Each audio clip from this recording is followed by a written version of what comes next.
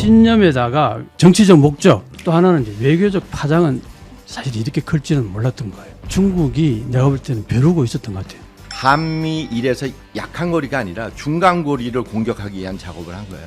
일본을 이걸 공격함으로써 미일 동맹, 한미일 동맹을 약하게 하고 요게 와해에 도움이 되지 않겠냐 그래서 거기에 전략적으로 나온 게 독도 문제가 같이 껴서 나오는 거거든요. 이건 단순한 그 중일 관계가 아니라 일중 관계가 아니라 미국에 대한 간접 경고고 네. 한국에 대한 또 간접 경고야.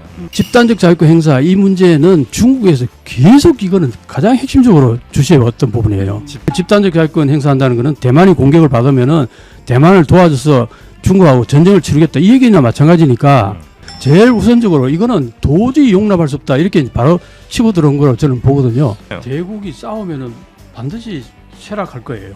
네. 상방이. 그러면 네. 이번 시간에는 최근에 중국과 일본이 아주 대판 싸우고 있는데 말이죠.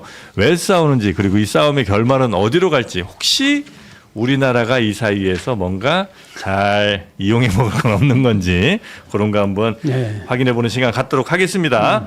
함께 해 주실 분들 소개해 드리죠. 이명찬 박사님 일본 게이오 대학교에서 오셨습니다. 어서 오십시오. 네. 네, 반갑습니다. 게이오 대학교에서 지금 박사학위를 했습니다. 거기서 박사학위를 박사학위 하고. 하셨고 네. 지금은 이제 게이오 대학교의 소속은 아니시고요. 예, 소속은 아니고 네. 한국에 온 지가 오래됐습니다. 그렇습니까? 네. 그리고 단국대 김진호 교수님 정치외교학과 교수님이십니다. 예, 안녕하세요. 어서 오십시오. 이제 중국 쪽 연구를 많이 하시는 대만, 중국, 중국 동북아 대만. 그렇습니까? 네. 중국 자주 가세요? 이게 자주 가면 네. 그쪽하고 친해질 수가 있어서 거기 한번 가면 또 딴 나라 가서 이렇게 한번 조정하면서. 조정하게 한번 하시고. 예. 아니 저기 이게 한쪽을 많이 가면은 그쪽에 대한 사고로 딴 데를 보게 돼서 그럴 수도 있겠네요. 다시 와서 다른 걸 또 놓아서 뉴트럴하게 다시 한번 뇌를 싹 세척을 예. 하시고. 알겠습니다. 네. 자, 그리고 우리 신혜영 기자도 함께 도와주시겠습니다. 생각해 보니까 제가 올해 일본 한번, 중국 한번 갔다 왔네요. 그래요? 그럼 이 이슈에 적절한 대해서 굉장히 것 또 같습니다. 밸런스 감각을 가지고 계시겠네요. 네. 자, 그러면 중국 한번 일본 한번 다녀오신 신혜영 기자께서 지금 중일 갈등 어떤 일이 일어나고 있는지 간략하게 먼저 개요를 좀 설명을 한번 해주실까요? 심상치가 않다 정도가 아니라 네. 지금 이제 난리가 난 것 같아요. 네. 네, 대판 싸우는 것 같아. 일단 간단하게 이제 시발점이 언제였냐를 네. 생각해 보면 다카이치 일본 총리가 네. 대만에 대해서 발언을 했거든요. 저희도 한번 소개를 한 적이 있었는데 뭐라 그랬냐면 그 중국이 대만을 공격하면 일본의 존립에 일본의 생존에 위기가 생긴다. 그때 자위권, 그러니까 무력 행사를 할 수 있다. 이런 취지로 발언을 했던 거예요.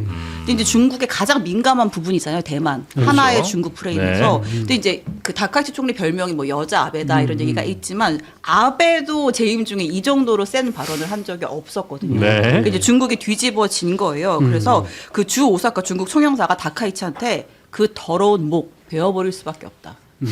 라고까지 얘기를 했어요. 뭐 불장난하지 마라. 그러다 불에 탄다. 뭐 이런 얘기도 외교부에서 나왔고 네. 이제 그러면서 중국이 실질적인 파상 공세를 시작을 했는데 일본에 여행 가지 마, 유학 가지 마, 일본 영화 수입하지 마. 그다음에 오늘 나왔죠. 식품도 수산물도 수입하지 마. 이런 실질적인 제재, 보복 조치까지 하는 거고 네. 이제 뭐 다음 보복 조치로 히토류 수출 규제 일본한테 강화하는 거 아니야? 이런 얘기까지 나와요. 이게 이제 그 센가쿠 영토 문제 때 이 조치가 있었는데 네네네. 그것까지 고려하는 거 아니야? 이렇게 일촉즉발의 상황입니다. 일본의 말 한마디에 지금 중국이 극대노해서 네. 여러 조치들을 취하고 있는 그런 정도 상황으로 일단 간단하게 보자면 네, 네, 그렇죠. 그렇게 볼 수 있을 것 같은데 네. 일단 일본의 사나이 총리는 네. 도대체 왜 이렇게 사나이 아니고 사나이. 사나의 총리는 왜 이렇게 도발을 세게 한 거예요? 기본적으로 그 사람이 그 총리 되기 전에는요. 네. 혐한 발언을 혐중성 발언을 밥 먹듯이 하는 사람입니다. 그러니까 그게 철학이 이제 굳어져 있는 기본적인 거죠. 본인 생각이 그렇고 본인 생각이 본래 그래요. 근데 총리까지 가면 이제 무게가 있는 자리니까 보통 이제 그렇게 되는데요. 아베도 처음에 일기 내각 때요. 그 혐한 혐중 그렇게 하던 사람이 일기 내각 때 그걸 안 했어요. 네. 제일 먼저 중국을 찾아왔다고. 그러니까 이 사람이 그게 스트레스 너무 받아가지고 결국은 장 트러블을 일으켜가지고 총리에서 1년 만에 물러나게 됐어요. 아, 장 트러블 때문에. 네. 그래서인가요? 뭐 하루에 뭐 20몇 번씩 화장실 왔다 갔다 해야 될 네. 정도로. 아 진짜요? 네. 그러니까 아예 업무를 못 본다. 그게 왜 그러냐.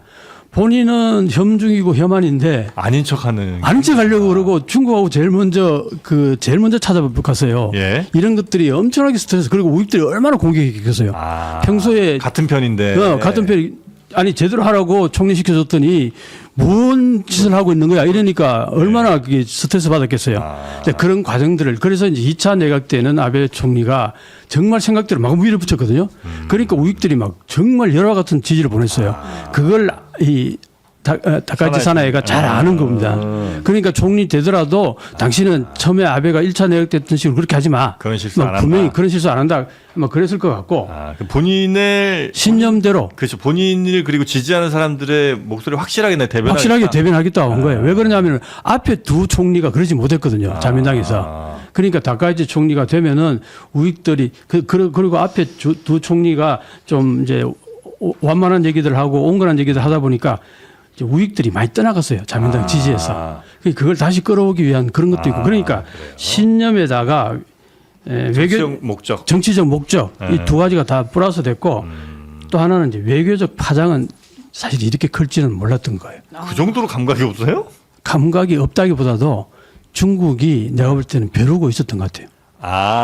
한마디만 해봐라. 네, 한마디만 해봐라. 그냥 그 벌떼같이 달라 상황이었네. 그래서 내가 볼 땐 쏘아버리겠다. 왜 그러냐니까 주시하고 있었어요. 중국 입장에서는. 왜냐하면 다카이치 총리가 네. 과거에 정치가로서의 그 궤적을 너무나 잘 알기 때문에 네. 이 사람은 완전히 우익 중에 우익인 거거든요. 그러니까 딱 현미경을 들여다보고 있었겠죠. 한마디만 잘못해봐라.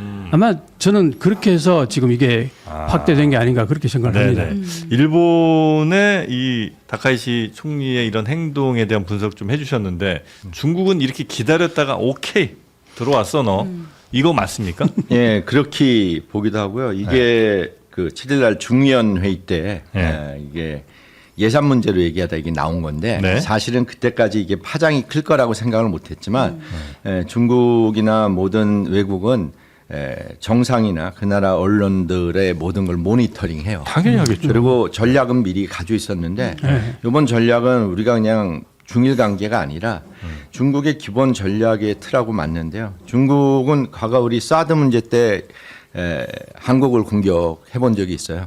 그 전에도 뭐 딴 나라 해본 적이 많죠. 필리핀, 호주 뭐 등등을 했는데 왜 그때는 한미일 동맹에서 약한 한국을 한번 공격해 봤는데 요거에 대해서 요즘 미국이 직접 전쟁에 개입하지 않으면서 뒤에서 후원해서 전쟁할 수 있는 국가로 바꾸는 전략들을 짜나가면서 네. 자신들은 1, 2차 세계대전에서 했던 것과 같이 전장제를 전쟁에 필요한 물건을 공급하면서 하는 이 전략을 짜고 있단 말이에요. 네. 그럼 이번에는 이게 다른 게 뭐냐면은 한미일에서 약한 거리가 아니라 중간 거리를 공격하기 위한 작업을 한 거예요. 일본은 이걸 공격함으로써 미일 동맹, 한미일 동맹을 약하게 하고 어차피 한국은 중국에 포용하는 식으로 이렇게 가게 되면은 요게 와해에 도움이 되지 않겠냐 그래서 거기에 전략적으로 나온 게 독도 문제가 같이 껴서 나오는 거거든요. 이건 국제 정치적인 분석이고요.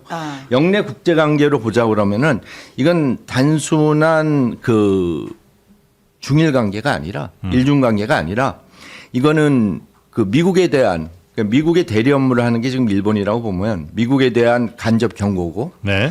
한국에 대한 또 간접 경고예요. 한국도 앞으로 그런 이럴 일이 수 날 있다. 때는 말 조심해라. 전에는 약하게 했지만 이제 강하게 하겠다. 근데 이번엔 지금 포용 정책 안에서 놔두는 건데 네. 이러한 중국의 전략이 그 적의 약한 부분을 공격하고 네. 적이 강할 땐 피하는 허실실의 기본 구조 안에서 전략 틀 안에서 움직이고 있다고 보면 됩니다. 그 두 번째 거는 제가 잘 이해가 됐는데 첫 번째 그러니까 한미일 고리 중에 중간 고리 일본을 공격한다는 거잖아요. 근데 일본을 공격하면 오히려 한미일이 더 야 중국을 상대로 우리 똘똘 뭉쳐야지 이럴 수도 있잖아요. 그 고리가 약해지는 게 맞나? 제가 보기에는요. 네. 지금 트럼프 대통령 되고 나서 한미일 공조 아예 없어요. 하긴 그것도 사- 그렇죠.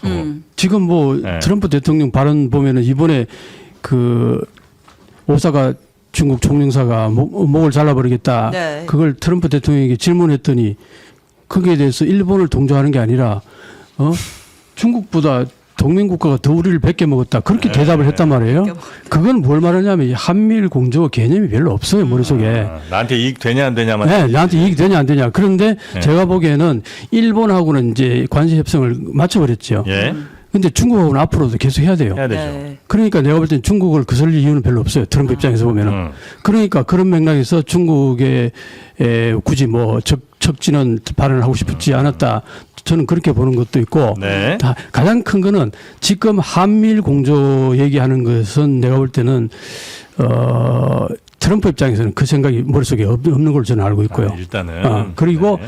이번에 이 발언에 대해서는요, 제가 이게 완전히 제가 뭐 전공 중에 전공인데 집단적 자유권 행사 이 문제는 중국에서 계속 이거는 가장 핵심적으로 주시해왔던 부분이에요. 집단적 자유권 행사 예. 이 워딩 자체가 그렇죠. 예. 이게 바로 이번에 그 대만 유사가 바로 일본 유사다 하는 것 자체는 예. 바로 그거는 집단 자유권 행사하겠다 이 얘기거든요. 네. 그 집단적 자유권 행사한다는 거는 대만이 공격을 받으면은 대만을 도와줘서 중국하고 전쟁을 치르겠다 이 얘기나 마찬가지니까 이거는 중국 입장으로 봐서는 너 나하고 지금 전쟁하겠다는 얘기 아니야. 예. 그러니까 거기에는 한미일 공조가 뭐 저는 그런 것보다는 제일 우선적으로 이거는 도저히 용납할 수 없다 이렇게 바로 치고 들어온 거로 저는 보거든요. 근데 대만 공격하는 게 일본 공격하는 걸로 받아들인다는 거는 무슨 논리인 거예요? 그러니까 그 부분이 어떤 거냐면은 사실은 대만을 공격하게 되면은 미국이 들어올 거로 본 거죠. 기본적으로 미국이 민주당 정권 때는 대만을 지켜주겠다고 계속 그 화격을 했단 말이에요. 예, 예. 그때에 미국을 도와서 집단적 자유권 행사한다. 이게 본래 취지예요. 아, 중국 보충을 하면은 네. 그거는 미국의 옛날에 과거에 전했던 일도련선 전략으로 연결돼요. 일? 일본 네. 제1도련선이라는 이제 방어 전략이 있었는데 네. 그 일본의 우리가 규슈 그 밑으로 있는 열도가 사실 중간에 있는 게 오키나와란 말이에요. 네. 그래서 이제 대만으로 연결되고 대만 섬으로 밑으로 가서 필리핀 루선 섬으로 연결돼서 그 인도 태평양으로 지금 얘기하는 파푸아 뉴기니로 해서 호주로 연결되는 라인인데 네. 이게 이제 미국의 방어 라인으로 이렇게 잡고 있어가지고 중국은 전략적으로 얘기하면 해양 구조나 혹은 지금 만든 뭐 항공모함도 그렇고 잠수함도 그렇고 이게 태평양 세력으로 가기 위해서는 대만을 반드시 가져가야 되는 입장이에요. 그럴 수 있겠죠. 그리고 그걸 통해서 국내 정치로서 중화민족의 위대한 부흥의 목적이 조국의 완전한 통일이라는 걸 가지고 국내 정치자 대외 전략에서의 그 원차이나 폴리시를 가지고 하고 있는 거예요. 네. 근데 아까 얘기한 왜 이런 상태에서 일본을 치냐면은 네. 미국에 대한 분석을 중국이 한 게 있단 말이에요. 네. 지금은 함부로 일본을 돕지 못할 거다. 우리하고 걸려 있는 게 많고 우리한테 투자를 원하는 것도 많고 우리 협상도 해야 되고 그러니까 이 약점을 알고 미국의 한 손을 살짝 잡고 일본을 이렇게 때리는 형태로 가서 이 와해를 하는 거지. 그러니까 적에 대한 완전한 판단을 하고 이 들어간 이 전략적 행위이기 때문에 네. 어차피 미일 관계는 무척 중요했고 우리가 간단히 얘기해서 그 청일전쟁 1894년 95년 그 청일전쟁 해역이 한반도뿐이 아니에요. 대만 해역까지 포함돼요. 네, 그래서 네. 대만의 팽호군도 이쪽으로 해가지고 열도라고 하죠. 그쪽까지 해가지고 대만이 일본에 활양되는 걸로 가기 때문에 네. 여기는 한반도와 연결된 그리고 북해 기선이 대만 중부를 지나요. 제2를.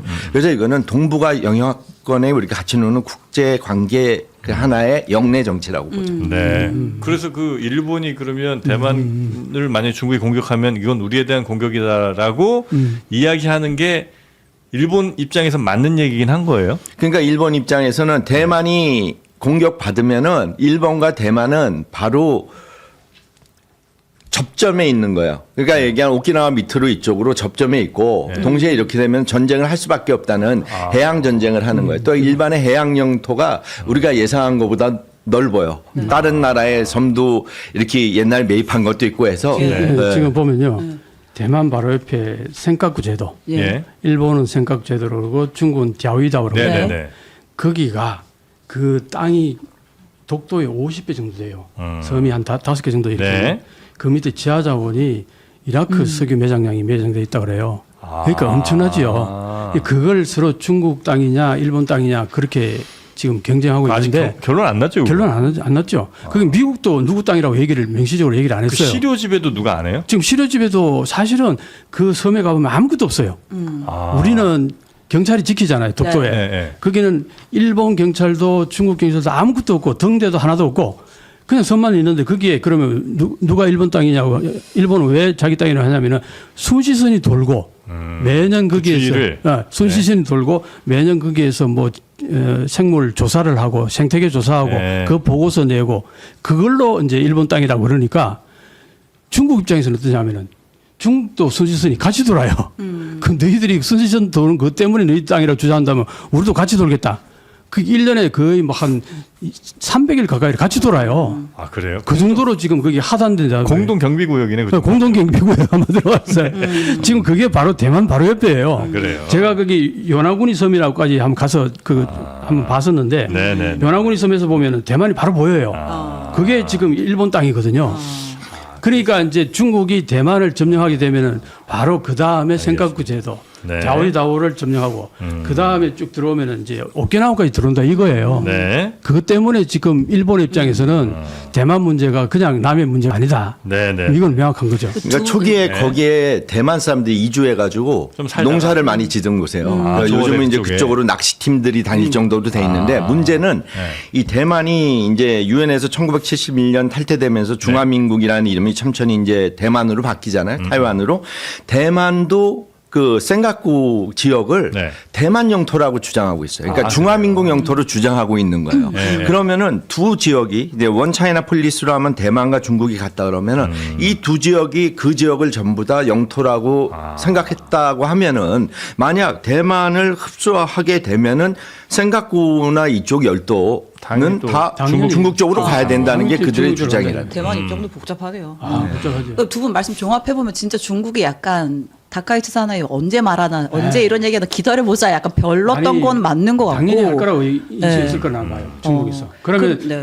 저 사람이 총리가 돼가지고 만약에 그런 발언을 하면 어떻게 할까 준비가 난 돼 있었다고 보는 거예요. 그러니까 그런 과거 영토 분쟁 전사도 있고 네. 한미일 동맹도 흔들고 네. 또 미중 관세 협상 남아 있으니까 미국도 뭐라고 못할 것 같고. 그렇죠. 그러니까 이제 세게 나갔는데 중국은. 그러니까 지금 보면 일본에서 나오는 조치는 없는 것 같아요. 일본은 보복 조치 안 하는 거예요. 일본이 못 하나? 보복 조치할 게 뭐가 있어요? 문제는 거기서 발단을 일으킨 거니까. 네. 근데 중국이 사실은요, 1990년도 초반만 해도 예. 일본의 4분의 1밖에 안 됐어요, 국력이. 지금은 한 4배 반 정도 됩니다, 일본에. 네. 중국이 경제력으로 오히려. 따지면? 경제력으로 따지면 네. 오히려. 그러니까 사실은 한 4배 반 정도 되는 큰 중국이 일본이 그렇게 자기 내정에 간섭하는 거, 그거 받아들일 수가 없는 부분이 분명히 있겠죠.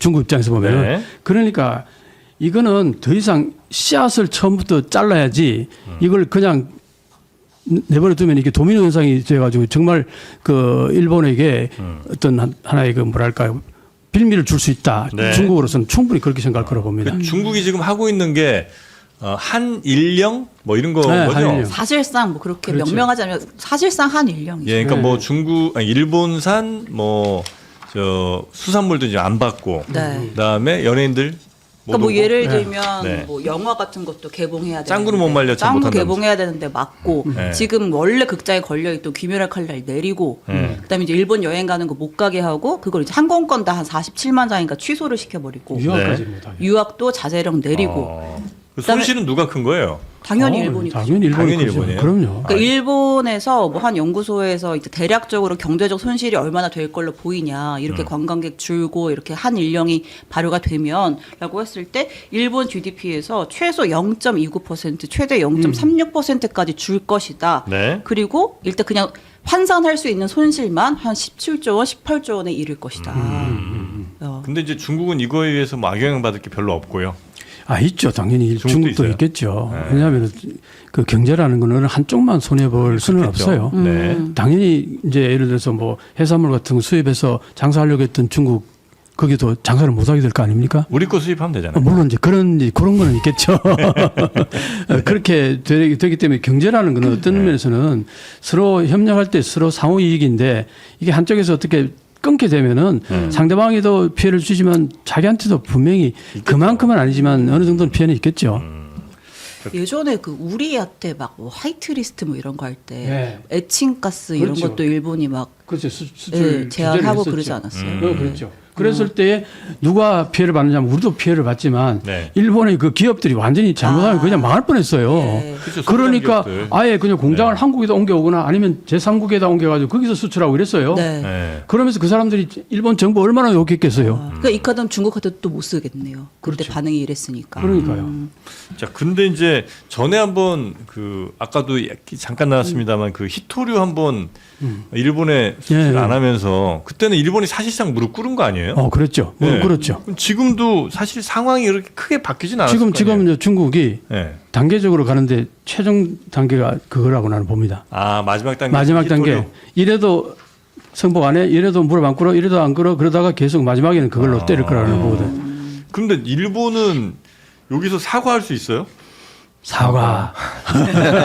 다카이치가 나 그 발언 철회 이렇게 사과를 하기 어려운 상황이죠. 그쵸. 사과하면 국내 지지도 문제가 있고 다카이치의 목적 거기서 이제 우리가 간단히 보는 건 미국이 원하는 정상 국가화 전략에서 여기서 강하게 해서 중국과의 모순을 강하게 하는데 이 모순이 미국에 도움이 되게 해서 네. 미국에서 정상 국가가 되는데 도움을 줘야 되는데 지금 트럼프는 또 중국하고 해야 될 게 있으니까 바로 이걸 못 해주는 상태란 말이에요. 네. 근데 이 상태에서 과거에 우리 한국과 중국의 사드에 대한 보복 사태에 미국이 우리한테 도와줄 수가 없는 게 미국이 다른 일이 걸려 있을 때 이걸 못 해요. 그러니까요. 그러니까 일본도 이런 문제에 미국의 이익이 딴 데 걸렸을 때 못 하는데 네. 장기적으로 보면은 미국은 일본을 통해서 동아시아 안보를 지키는 축으로 사용하고자 할 때 언젠가 미국이 액션을 취할 수 있죠. 그래서 아까 얘기한 대로 지금 뭐 양국 관계에서 뭐 관광이나 문화산업, 그다음에 무역 교류, 히토류, 그보다 더 무서운 게 이제 중국인들의 반일 정서를 강조시켜 가지고 시진핑의 통치 능력을 더 강화시키고 이걸 통해 가지고 대외국에 대한 그 민족주의적 정서가 강해질 때 이거에 의해서 한국도 피해를 볼 수가 있어요. 지금은 같이 네. 그 이익이 우리한테 올 수 있다고 생각하지만 세계사에서 한국과의 민족주의 정서는 물갑으로 안 가리고 주변 공격을 하는 거기 때문에 근데 이제 그 부분도 저도 공감을 하면서 네, 또 한편으로 어떤 생각을 하냐면은 네. 중국 입장에서는 지금 한국을 어떤 식으로든 내 편으로 끌어들이려고 지금 노력할 거라고 나는 봅니다. 예. 그거는 뭐 이 삼국에서 보면은 항상 한 나라를 공격할 때는 옆에 있는 국가와 관계를 좋게 하려고 예. 그러거든요. 이번에 그게 명시적으로 딱 드러난 게 일본에서 지금 독도 문제를 가지고 그게 무슨 전시회를 또 좀 크게 한다 아, 그러니까 네네네. 그걸 딱 질문했더니 바로 그 뭐 악행이라고 했죠. 악행이라고 예, 했죠. 예. 네. 일본의 그 악행 주변 국가에 대한 악행은 저걸 도저히 나쁜 짓을 저렇게 하면 안 된다는 식으로 되게 뜬금없는 질문이잖아요. 뜬금없는 질문인데 또 중국 언론이 중국 정부 관계자한테 독도 얘기를 갑자기 글쎄요, 한일 간의 글쎄요. 갈등인 네. 독도 문제를 물어보니까 내가 볼 때는 그저 준비된 질문이잖아요, 그죠? 준비된 그거는 내가 볼 때는 이 갈라치기로 하려고 준비된 질문이에요. 그게 아, 딱, 아. 예. 한국의 그 영토 문제가 걸려 있잖아요. 네. 일본하고 중국하고. 그러니까 일본을 비난하기 위한 준비된 사실은 일본은 질문과 답. 주변에 러시아하고도 영토 문제, 중국하고도 영토 문제, 거기에다가 한국까지도 영토 문제 한다고 그러면 주변 국가도 전부 하고 영토 문제 걸리는 거잖아요. 그 일본 중국 입장에서 볼 때는요, 일본을 고립시키기가 가장 좋은 방법은 영토 문제를 갖고 엮어버리면은 한국도 충분히 그게 공감이 갈 가능성이 있거든요. 반일 정서 아, 그럼요. 생길 수 있고. 독도 문제는 한국에서 반일 감정을 가장 일으키는 하나의 기폭제잖아요, 그게.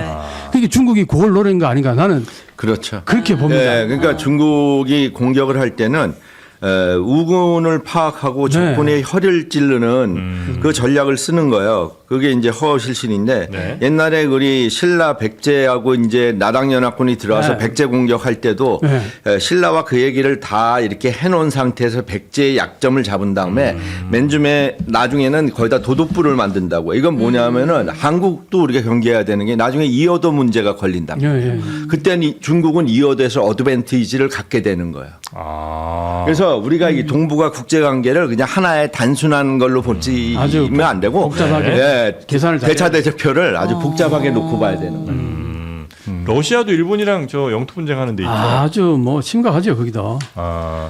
그 아베- 일본은 이 주변인 나라랑 다 영토 지금 분쟁이 있네. 일본에서는 북방영토라고 그러고 네. 러시아에서는 쿠릴요토라고 예. 그러는데 네. 거기에 네 개의 섬이 있는데 이 섬 크기가 어느 정도인지 아세요, 혹시? 오키나와보다 클까요, 적을까요? 아, 그 북방에 있는 영토 북방 영토 4개가 하나가요. 한반도만 큰가 하잖아요. 보다. 하나가 오키나와의 2배가 돼요. 와. 네. 그런 게 그것보다 좀 적은 게 하나 더 있고 그다음에 작은 게 해서 4개의 섬이 있는데 네. 그 오키나와보다 훨씬 더 크단 말이에요. 그게 어떤 면에서는 일본이 거기 2만 한 6천 명 가까이 살고 있던 주민이 다 쫓겨난 거예요. 그때 2차 세계대전 끝날 막바지에 네네네. 소련이 침략을 해가지고 이제 그러니까 거기에 대해서 이게 제일 일본에서는 그 큰 영토 분쟁이죠. 그 다음에 중국 아까 senkaku 제도 네. 여기도 지금 방금 말씀드렸듯이 일촉즉발의 여기가 이런 상황 속에서 과연 일본이 한국하고도 독도 문제를 가지고 저렇게 물고 늘어지는 건 내가 볼 때는 일본의 전략가가 있다면 이거는 정말 패착 중에 패착이에요. 한국이 독도 문제 건 것까지는 네. 지금 이런 상황 속에서 네네네네. 이걸서 뭐 질문 나올지 모르겠습니다만 그걸 가지고 그렇게 한다는 것 자체는 네. 그럼 지금 중국은 나름 지금 일본의 이 도발을 아주 효과적으로 잘 누르고 있는 그런 상황이라고 보면 됩니까? 단계적으로? 그러니까 우리가 외교를 할 때는 여러 명이 의사를 가지고 이렇게 얘기하면서 조율을 하는데 이 사회주의 국가의 특징은 시뮬레이션을 해요.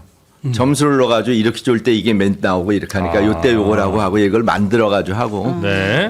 기자들도 다 미리 준비된 질문을 하고 답하면 이게 완전히 하나의 외교적 전략으로서 사용하고 있는 거예요. 근데 제가 보기엔 지금 이게 일본이 말려들고 있는 거예요. 네. 그러니까 중국의 전략은 이건 사과해도 되고 사과 안 해도 되는데 당분간은 그냥 모른 척하고 갈 수밖에 없는 거예요. 이거를 하는 순간 점점 할수록 더세 말려들고. 말려드나? 그리고 미국도 1, 2차 세계대전을 다 겪고 해봤기 때문에 이런 전략에서 쉽게 뭐 옛날식으로 정의의 사자처럼 나타나는 게 아니라 모든 이익을 따지고 나타난단 말이에요. 네네네. 그러니까 감정적 접근보다는 이성적 접근이 필요하죠. 네. 그러니까 아마 일본이나 중국이 이렇게 민족주의적으로 만약에 나가게 되면 우리 교수님 생각에는 우리나라 역시도 꽤 큰 피해를 입을 거라고 이제 보시는 거고. 큰 피해까지는 없어도 네. 우리는 이 반도 국가로서 예. 뭐 이렇게 여러 지역을 우리가 뭐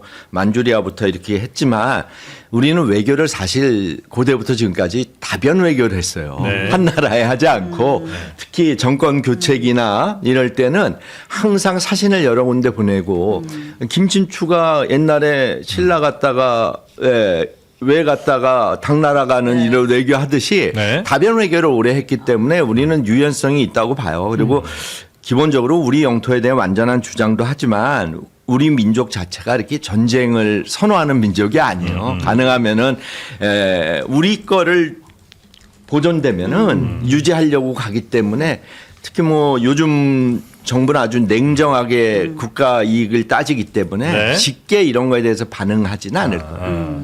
그리고 이제 그래서 이제 우리도 굉장히 따질 게 많은 거고 대신 잘 활용하면 어쩌면 우리에게 좀 더 기회가 열릴 수 있는 그렇죠. 것도 있다는 이제 그렇죠. 생각이신 거잖아요. 아니, 대국이 싸우면은 반드시 쇠락할 거예요. 네. 상방이. 아. 그러면은 거기 옆에서 한국은 공간이 열리는군요. 상대적으로 이제 지위가 상승될 네, 그런 얘기. 그거는- 미국이 그런 거 바라는 거 아니에요. 힘 빼기 전략. 아, 그래요? 대리 전쟁 시켜서. 네. 네. 근데 일단 연예계만 따지자면 우리도 약간 불똥 튄 것 같은데. 예. 우리 에스파인가? 그 멤버들이 지금 중국인 멤버가 있어서 일본 공연 못 간다면서요? 나중에 양쪽에 또 이제 문화 전쟁도 있는 거잖아요. 예. 아니 일본 공연은 못 가겠지만 중국 공연은 갈 수 있지 않겠어요? 그 넓은 땅에. 닝닝이요? 예. 예. 아니 지금 중국 입장에서는 일본 걸 차단하면서 상대적으로 한국을 열어줄 가능성이 많아요. 예. 예상외로 우리 공연 열어줄 수도 있어요. 그럼요. 아. 그 보란 듯이 네. 그것도 약간 보여주기 갈라치기 위해서. 하는 갈라치기 건가요? 하는 거죠. K-팝 그룹 중에 중국인 member 있어서 일본 네. 못 간다라고 하면 네. 우리한테 그럼 와. 우리한테 와. 그룹 중에 중국인 있는 그 그룹은 중국에서 공연해도 된다. 그러니까 이런 중국 식으로. 입장에서는 어쨌든 한국이 일본 쪽으로 기우는 것보다는 우리한테 쪽으로 왔으면 좋겠다 하는 측면에서 여러 가지 방책을 내놓을 거라는 봅니다. 네. 그걸 우리가 잘 활용하면 된다고 봐요. 근데 일본 입장에서 이게 길어질수록 불리한 거잖아요. 아우, 어쨌든 불리하죠. 실질적인 보복 조치가 있으면 당연히 경제적 안 타격이 그렇겠어요. 크니까 그럼 어떻게든 뭐 정치적으로 해결을 해야 되는 거 아니에요? 제가 볼 물밑에서 때는요. 대화를 하듯. 제가 볼 때 가장 확실하게 해결되는 게 뭐냐면 다카이치 총리가 물러나는 건데 아. 이게 어떤 맥락에서 그게 문제가 발생하냐면은 네. 지금 지지도가 높다고 그러긴 하지만 아킬레스건이 몇 개가 있어요. 지금 유신의 회하고 연립했잖아, 그죠? 예. 유신의 회하고 연립하면서 국회의원을 10% 삭감한다는 약속을 했어요. 아, 그거 안 지키면은 그냥 나는 갈라서겠다 명확히 얘기를 했거든요. 예. 아, 유신회 쪽이 유신의 쪽이 예. 그걸 조건으로 이걸 연립을 했는데 네. 그 연말까지예요, 기한이. 아, 지금 자민당 내에서는 10% 잘라낼 생각이 전혀 없어요. 예. 그럼 어떻게 돼요, 이게? 이게 그래서 어떤 그 일본의 평론가는 네. 연말 못 버틸지도 모른다는 얘기까지 나와요. 사나이 총리가 네. 그거 하나 있고 그거는 이제 어떻게 해서 넘기더라도 제일 큰 문제가 뭐냐니까 지금 1달러당 157엔까지 네. 147엔에 있다가 다카이치 총리가 되고 바로 네. 지금 10엔이 더 상승인 거나 마찬가지잖아요. 네. 근데 이게 이런 식으로 가면요. 연말까지 170엔, 180엔까지 갈지도 모른다는 얘기까지 나와요. 그렇게 되면 제일 문제가 뭐냐 하니까 수입 물가가 폭등해요. 예. 그렇죠. 그러면 그게 들어가지고 국내 물가를 끌어올린다고요. 네. 네. 그럼 물가가 지금 올라가면요. 지금도 한 3% 가까이 되는데 네. 이게 4%, 5% 올라가면 못 견딥니다. 그런데도 지금 다카이치 총리는 적극 재정을 하겠다 그러니까 적극 재정하겠다는 건 더 풀겠다는 거예요. 적극적. 그럼 물가가 막 그냥 올라갈 가능성이 많아요. 이게 물가가 올라가면 절대 정치권은 못 견딥니다. 예. 네네. 요거 저 두 가지 그게 이제 가장 가장 리스크다. 이게 중국하고의 관계가 아니에요. 일본 자체 내 문제로 다카이치 총리가 못 견딜 가능성이 있다. 네네. 일본은 진짜 환율 방어를 생각이 전혀 없는 것 같아요. 전혀 없어요 보니까. 네. 우리나라도 되게 환율이 지금 약하긴 한데, 그러니까 우리나라 돈 가치가 많이 떨어졌는데 네. 우리보다 일본이 훨씬 더 그런 면에서는 더 그런 취약하죠 상황이더라고요. 상황이. 네. 이게 반대적으로 중국은 물가를 낮추고 있어요. 정부에서 제어해가지고 네. 어차피 경제 성장이 그렇게 효과적으로 나오지 않고 부동산도 많이 떨어지니까 물가를 잡아놓고 네. 거기에 대한 관리를 정부가 감독하면서 하고 있어요. 근데 제가 우리 교수님이 얘기한 대로 다카이치 수상이 총리가 이렇게 내려온다는 게 그렇게 쉽지만은 않을 것 같아요. 왜냐하면 이건 국제적 문제에서 그러면은 중국의 완승이 되거든요. 얼마 되지도 않은 상태에서. 그럼 이걸 어떤 식으로 해서 내려가는 것이 좋을지는 그 나라 스스로의 선택이겠지만. 아니 근데 내려가는 이유가 네. 중국한테 굴복해서가 아니라 네. 물가 때문에 물러나는 네. 거고 그거는 얘기가 달라지죠. 이제 그걸 그렇죠. 분석할 네. 때는 이 중국의 이 보복 중국은 조치로 그렇게 인한 뭐 이렇게 또 세일즈를 할 거 중국은 그렇게 아니에요. 얘기하겠지만 문제는 그게 아니라 서민들이 못 살겠다고 아우성 치면은 이제 총선거라든가 뭘 했을 경우에 이제 자민당이 의석이 더 내려갈 가능성도 있는 거 아니에요? 연립했던 그 유신회 같은 데도 지금 뭐 기한 주고 여차하면 우리 떠난다고 하고 있는 상황. 그러니까요. 그래서 이번에 내각에 참여도 안 했거든요. 네네네. 그러니까 이게 유신회가 떠나가는 순간 못 견디는 거죠. 어떻게 견딥니까? 아, 그럼 이제 과반이 안 되는 거죠? 안 되죠. 유신회 떠나면. 네. 아, 그럼요. 네. 그 문제가 있어요. 정치적으로도 어렵고 그다음에 일본 국내 경제적으로도 매우 어려운 상황에 있는 사나이 총리. 산하 총리 위태위태하다. 유리창 위에 유리 위에 서 있다 그래요. 아. 이게 언제 깨질지 알 수 없는 유리 위에 서 있다는. 지지도는 높긴 한데 네. 바닥이 유리라는 거예요. 아. 언제 이거 탄탄하지가 않고. 탄탄하지가 전혀 않다는 겁니다. 네네. 현재 스코어에 유리한 쪽은 좀 더 의기양양한 쪽은 중국인 것 같고 그 이제 외교부 국장들 회담할 때 그 이제 그 CCTV에서 영상 공개한 것도 되게 논란이 됐잖아요. 그러니까 네. 중국이 사실 뭐 보여주고자 하는 모습을 보여준 걸 수도 있는데, 아, 그 사진. 네, 이제 네. 보면 이제 회담 끝나고 마치고 이제 중국 쪽 국장이랑 일본 쪽 국장 마치고 나오는데 되게 뭔가 이렇게 거의 일진 만난 것 같아. 중국 쪽 외교국장은 주머니에 손 넣고 있고, 여장면이죠. 여장면. 네, 일본 외무성국장은 이제 뭔가 약간 고개를 숙여서 인사하는 것 같은 장면을 저렇게 땡겨가지고 이제 네. 중국에서 보여줬잖아요. 근데 이제 아. 일본에서는 고개 숙인 게 아니라 뭐라고 하니까 귀 기울여 들은 그렇죠, 거야. 그렇죠. 또 이렇게 또 지지통신은 보도를 하고. 저 이미지가 네. 중국에서 보일 땐 특이해요. 중국의 연속국의 대부분이 예. 항일 전쟁 얘기예요. 아, 그럼 그렇죠. 항일 전쟁에서 나오는 옷이 저 중산복을 입고 오는 인민복을 입고 나오는 거고.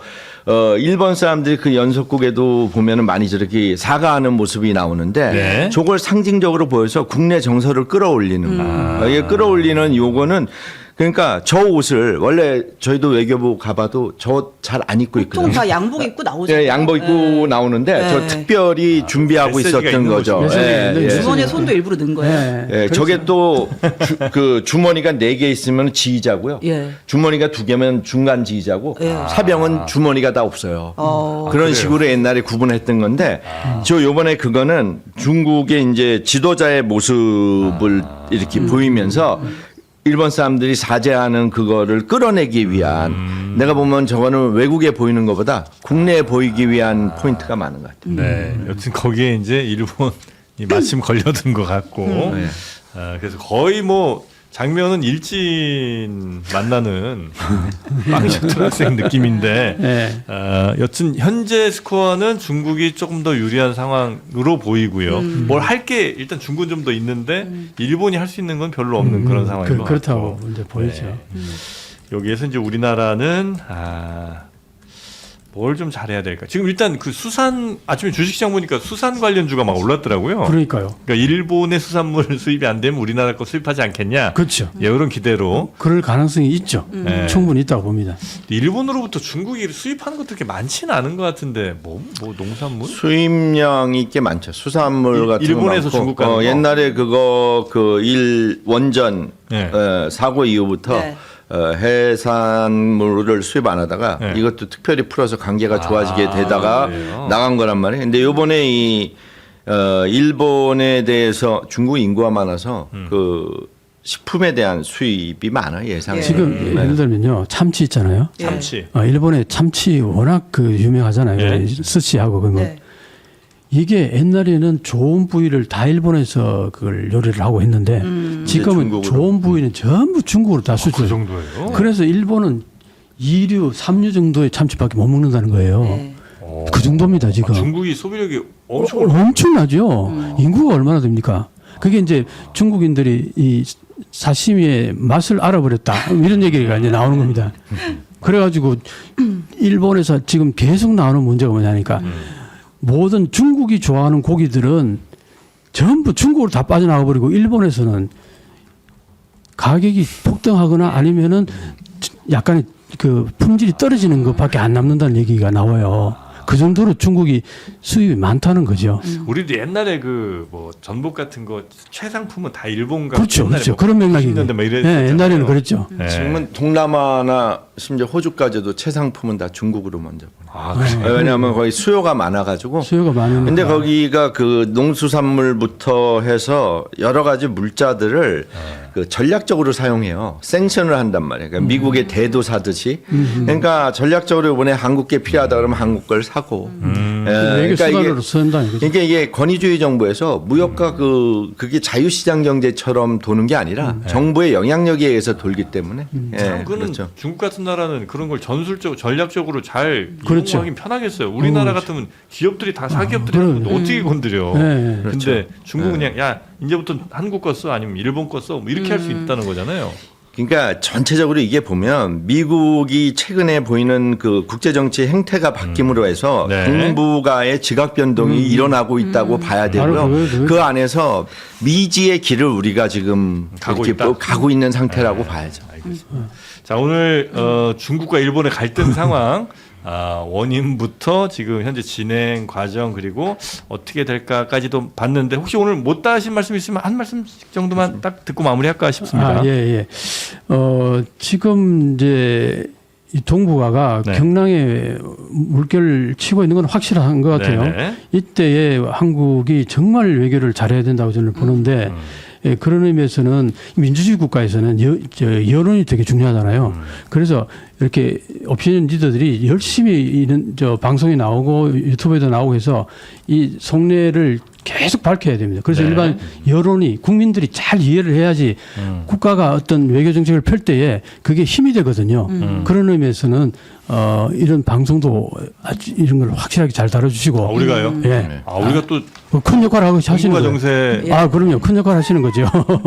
이게 고맙습니다. 국민들이 많이 아는 게 중요하다. 알겠습니다. 저는 그렇게 생각합니다. 자 혹시 교수님께서 예, 그냥 저희 네. 그 모든 나라가 똑같겠지만 네. 이러한 미지의 세계를 걸을 때는 돌다리도 두들겨 보면서 봐야 되고 네. 저는 이 동북아 국제 환경에서 우리는 북한과도 또 대응해야 되고 여러 가지 있으니까 마음속으로는 적이라고 생각하더라도 네. 외교술에서는 이제 웃으면서 악수하면서 속으로 경계하는 실익 위주의 선택을 해야지 국민들이 좀 더 좋은 삶을 살지 않을까 생각합니다. 네.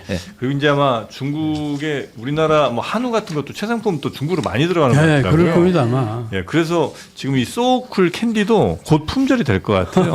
예, 이게 이제 혹시 뭐 드셔보셨는지 모르겠습니다만 한약재가 들어가 있는 수제 건강 캔디거든요. 아, 그래요? 네, 그래서 요거는 네. 예를 들면 뭐 생강, 감초, 배, 무, 맹문동 뭐 이런 것들이 이제 들어 있습니다. 그래서 그걸 이렇게 잘 졸여 갖고 달달하게 만든 한국산이죠. 이건 국산이죠. 그러면 수출이 잘 되겠네. 이게 잘 돼요. 예, 이건 이제 아마 몸에 좋겠네요. 네. 예, 중국 최고 지도자들이 하나씩 이제 테이블에 놓고 먹을 것 같은데 그래서 이제 곧 품절이 될 것 같아서 좀 아쉬워. 일본도 좀 보내. 일본도 좀 팔을까요? 네. 자, 이게 품절되기 전에 여러분 빨리 사드시라고 저희가 5통 사시면 1통 더 드리는 이벤트를 하고 있습니다. 네, 은은한 단맛, 한 방에 진한 향. 특히 우리 40, 50대 분들이 너무 좋아하실 것 같은 그런 느낌인데 한번 맛 좀 보시겠어요? 네, 하나만 한번 드시면 드릴게요. 네, 한번 드셔보시고. 네. 교수님도 한번 드셔보시고. 예, 감사합니다. 네. 아유, 고맙습니다. 네. 네. 자, 저희 영상 아래 링크 쭉 들어가시면 56,000원에 6통 사실 수 있는 또 많이 들어있어 갖고 요거는 뭐 한참 드실 것 같습니다. 네. 주변 분들한테 하나씩 나눠주셔도 좋겠고요. 이제 글로벌 진출을 앞두고 있는 소오쿨 한방 수제 캔디 여러분이 먼저 맛보시기 바라겠습니다. 자, 우리 두 교수님, 이명찬 교수님, 김진호 교수님 오늘 시간 대단히 재밌었고요.